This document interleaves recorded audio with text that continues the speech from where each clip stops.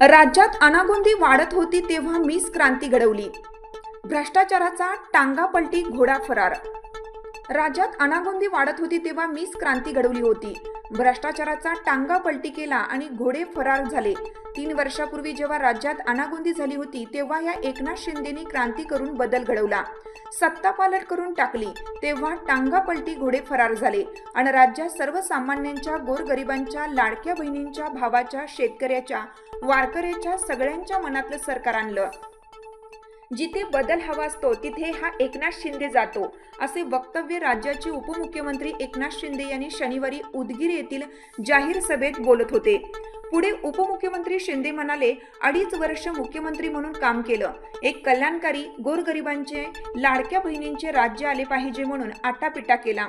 मी सर्वसामान्य घरातून आलेला शेतकऱ्यांचा मुलगा असून गरीब व आई वडिलांच्या डोळ्यातील अश्रू पाहिलेत.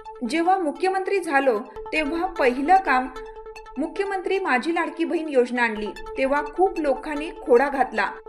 आता कोणी मायकाला आला तरी ही लाडकी बहीण योजना बंद होणार नाही.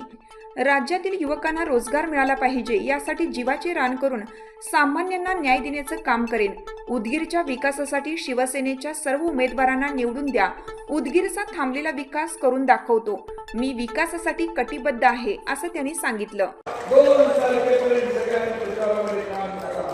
असं मतदान करा की विरोधक पळतील घरी आणि निवडून येतील शिवसेनेच्या सुनीता पंचाक्षरी.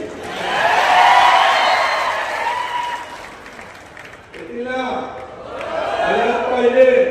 विरोधकांनी किती केली किरकिर तरीही शिवसेना जिंकणार उदगीर.